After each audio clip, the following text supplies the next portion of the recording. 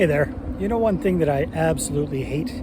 It's cold calling. I don't know about you. I'd rather stick a needle in my eye than pick up the phone, call somebody cold and try to sell them something. And the good news is there's a much better way. But first of all, let me tell you a story about how I developed this absolute hatred for cold calling. It's because I suck at it. So way back in, I think, 2004, 2005, I started a little advertising business, bought a license for this thing called doorknob ads. And the guy that sold me the license to it said, hey, these things sell themselves. It's super easy. You just go to a local business owner and say, hey, you get an exclusive ad on this thing. It gets hung on the door of every house in the area. And you're the only one that'll in your category that'll be on it. And they just snap them up. So I happily bought into that idea and quickly learned that's not the truth. So I can remember going door to door, business to business, eagerly ready to just take in the orders for these doorknob ads. And it was a painful lesson in how challenging it actually is to sell door to door. And it got to the point where I would do everything imaginable to avoid the pain of rejection yet again, of going into another business, seeing the business owner's eyes light up when he or she thought there was a customer coming in the door, that look of happiness quickly turning into a look of despair where they realize it was just another sales guy trying to sell them something. And it sucked. I can remember one time when it just kind of snapped. I was sitting in my car, white knuckle grasping the steering wheel, just sweating at the thought of going into yet another business and trying to do this. Luckily, all of that pain caused me to say, hey, why don't I try something different, try some marketing for this. So did something kind of cool and did what I call a business builder workshop, where I promoted this to, I came up with a list of all the people in the Chamber of Commerce in the local area, promoted it to them, and got, I can't remember, somewhere around 50 or so business owners in the room, did an educational session teaching them about how to do effective direct response ads. And then, oh, by the way, I've got this thing, doorknob ads. And if you work with me, I will create a super effective ad for you. You'll be exclusive on this thing. It'll get delivered to the front door of every single house in Kamloops. And talk about a difference. I had a lineup, as they say, kind of a rush to the back of the room, not crazy rush, but I had a lineup of people, credit cards in hand, to buy this advertising from me.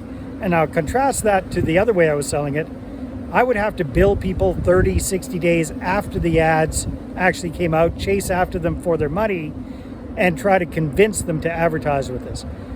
By creating value first, by giving them education, standing at the front of the room, being seen as an authority figure, now they came to me anxious and eager to advertise with me instead. It was mind-boggling, and they paid for it ahead of time, and they paid for multiple issues ahead of time. So that was really where it struck out to me.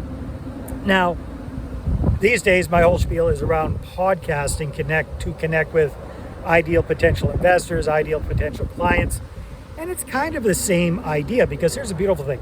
When you do a podcast, you are leading with the giving hand. You're giving the other person value first. So just kind of like with the educational thing, I was giving them free value, come out to this event.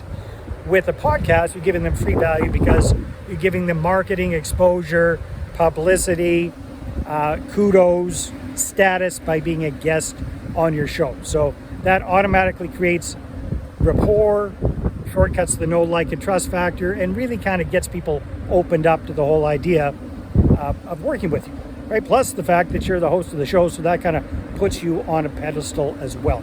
So if you do that effectively, it is a wonderful, wonderful way to attract people instead of cold calling. Again, I admire people who can cold call and do it effectively.